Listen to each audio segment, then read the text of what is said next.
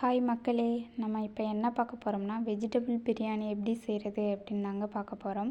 அதுக்கு தேவையான பொருட்களை லைட்டாக அப்படியே ஃபுல்லாக ஒரு வியூ பார்த்துடலாங்க. அதுக்கு தேவையான பொருட்கள் நம்ம சமையலுக்கு யூஸ் பண்ணுற எண்ணெய் எடுத்துக்கலாம். அதுக்கப்புறம் நெய் எடுத்துக்கலாம். அதுக்கப்புறம் ஏலக்காய், பட்டை, லவங்கம், அன்னாச்சிப்பூ இலை இதெல்லாம் எடுத்துக்கலாங்க. அதுக்கப்புறம் மசாலா ஐட்டம் பார்த்தா வெறும் மிளகாத்தூள், இஞ்சி பூண்டு பேஸ்ட்டு, கரம் மசாலா, பிரியாணி மசாலா எடுத்துக்கலாம். அப்புறம் கொத்தமல்லி, புதினா இது எடுத்துக்கலாம். தயிர், ஒரு லெமனு, கேரட்டு, பீன்ஸு, வெங்காயம், தக்காளி, பச்சை மிளகாய் எடுத்துக்கலாங்க. அரிசி தேவையான அளவு எடுத்துக்கலாம். அப்புறம் நான் சின்ன மீன் மேக்கர் எடுத்துக்கிறேன். நீங்கள் பெரிய மீன் மேக்கர் வேணாலும் எடுத்துக்கலாம். அப்புறம் உப்பு, தேவையான அளவு தண்ணி எடுத்துக்கலாங்க. இதுதான் தேவையான பொருட்கள். குக்கரை வச்சு அதில் தேவையான அளவு எண்ணெய் ஊற்றிக்கலாங்க. எண்ணெய் ஊற்றிட்டு 2 டீஸ்பூன் நெய் சேர்த்துக்கலாங்க. பிரியாணினா யாருக்கு தாங்க பிடிக்காது. அதனால தாங்க இன்றைக்கி வெஜிடபிள் பிரியாணி செய்யலாம் அப்படின்ட்டு ப்ரிப்பேர் பண்ணிகிட்ருக்கேன். நெய் சேர்த்ததுக்கப்புறம் பட்டை, இலை, லவங்கம், அன்னாச்சிப்பூ, ஏலக்காய் இதெல்லாம் எடுத்துக்கலாங்க. இதெல்லாம் போட்டு ஒரு வதக்கிட்டு வெங்காயமும் பச்சை மிளகாயும் சேர்த்து நல்லா வதக்கிக்கலாங்க. பிரியாணிக்கு முக்கியமான இதுவே வெங்காயம் நல்லா வதங்கணுங்க. அதுக்கு தேவையான அளவு உப்பு சேர்த்து நல்லா வதக்கிக்கலாங்க. வெங்காயம் எந்த அளவுக்கு வதங்குதோ அந்த அளவுக்கு பிரியாணி நல்லா டேஸ்ட் கொடுக்குங்க. வெங்காயம் சேர்த்ததுக்கப்புறம் ஒரு 2 டீஸ்பூன் இஞ்சி பூண்டு பேஸ்ட்டு சேர்த்துக்கலாங்க. இஞ்சி பூண்டு பேஸ்ட்டை சேர்த்ததுக்கப்புறம் நல்லா வதக்கிக்கலாங்க.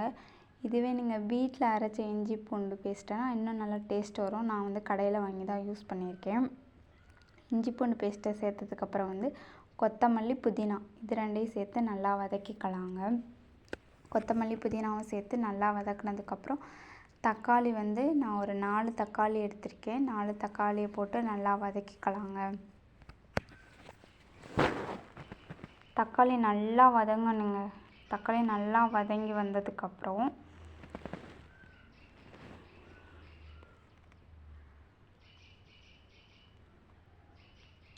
தக்காளி இந்த அளவுக்கு வதங்கினதுக்கப்புறம் நம்ம ஒரு 3 டீஸ்பூன் தயிர் எடுத்துக்கலாங்க.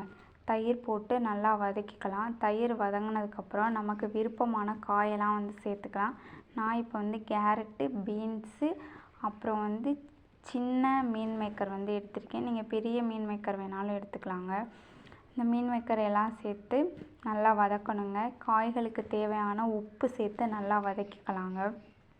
நல்லா ஒரு 2 மினிட்ஸ் நல்லா குக் பண்ணுங்க. காயெல்லாம் நல்லா வதங்கணும்.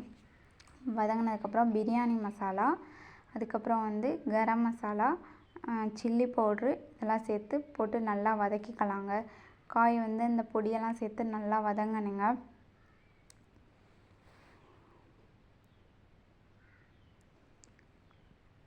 எல்லா பொடியுமே ஒரு ஸ்பூன் சேர்த்துக்கலாங்க.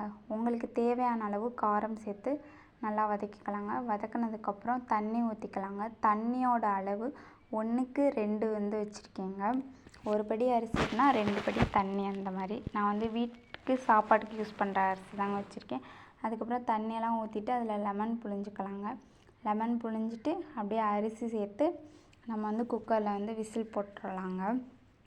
விசில் போட்டு 2 விசில் வந்தோடனே அடுப்பை ஆஃப் பண்ணிடலாங்க. இப்போ நம்ம சுவையான வெஜிடபிள் பிரியாணி தயாராகிடுச்சுங்க.